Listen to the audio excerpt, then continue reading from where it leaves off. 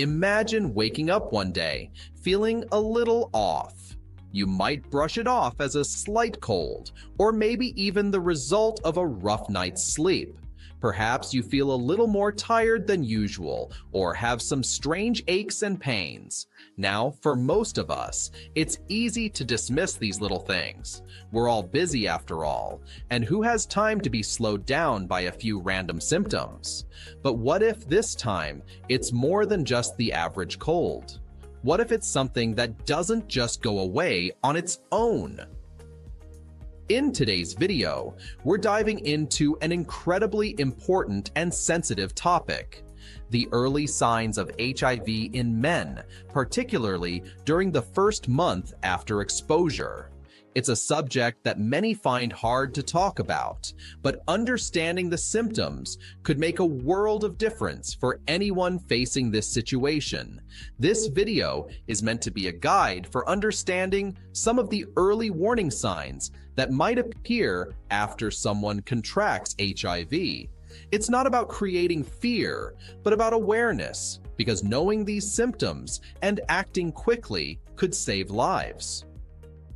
First things first, HIV, or the human immunodeficiency virus, is a virus that weakens the immune system. Without treatment, it gradually destroys the body's natural defenses, making it harder to fight off infections and illnesses. If untreated, it can lead to AIDS, which is the most advanced stage of the infection. But here's the thing: HIV doesn't just show up overnight. It's a silent attacker, often taking weeks, months, or even years to fully reveal its impact. So, what are those first signs that someone might notice? What happens in the first month after exposure? The earliest symptoms are often mild and can easily be mistaken for something else. But let's take a closer look at each one so that it's easier to understand why they matter.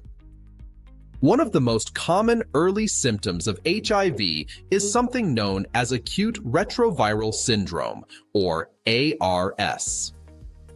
This is a group of flu-like symptoms that typically appears within 2 to 4 weeks after exposure.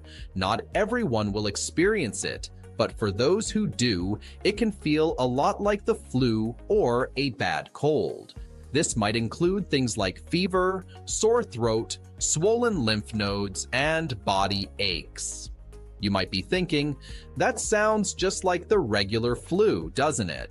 And you'd be right. On the surface, ARS can look almost identical to a seasonal illness. But here's the twist. While the flu tends to run its course in about a week or so, ARS might linger a little longer, or the symptoms might come and go in waves.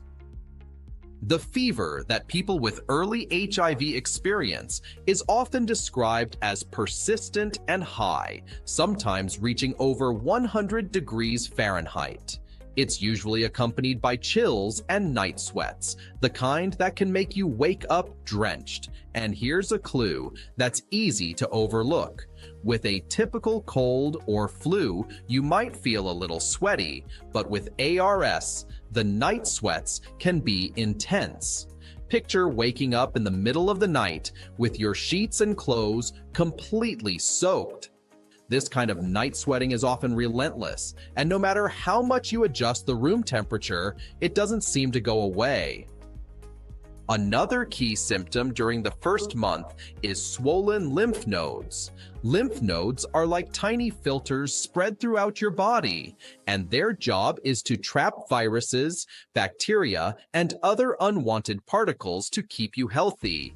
When something foreign enters your body, like the HIV virus, your lymph nodes can become enlarged and tender as they work to fight off the infection.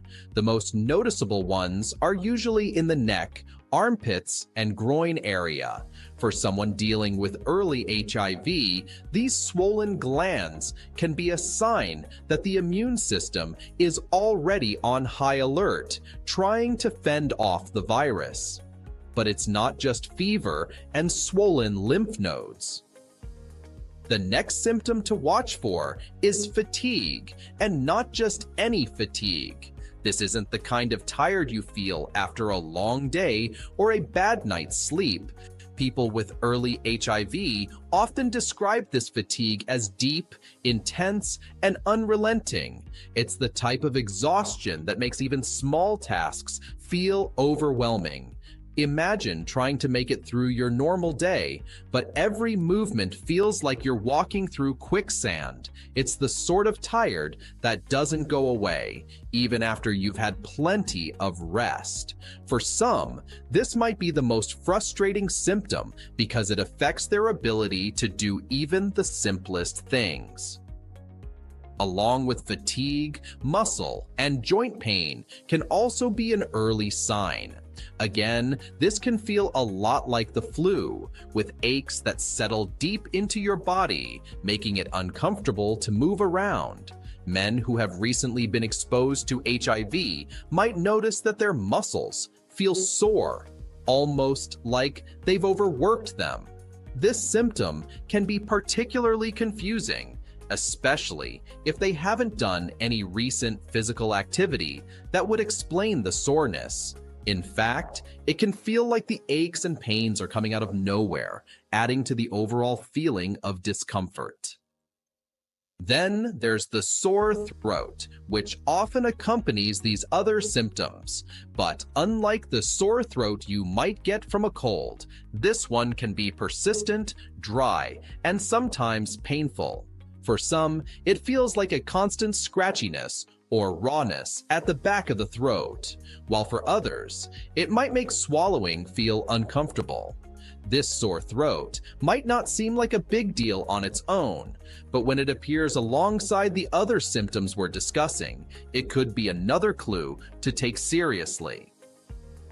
Now, let's talk about something a little unexpected: skin rashes. This is a symptom that many people don't automatically associate with HIV, but it's one that often appears in the first month after exposure.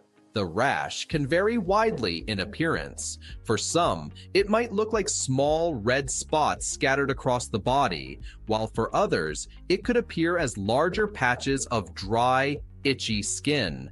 This rash usually shows up on the upper part of the body, like the chest, back, and sometimes the face. It's not always painful, but it can be itchy, and it's often stubborn, refusing to go away even with typical over-the-counter creams or lotions.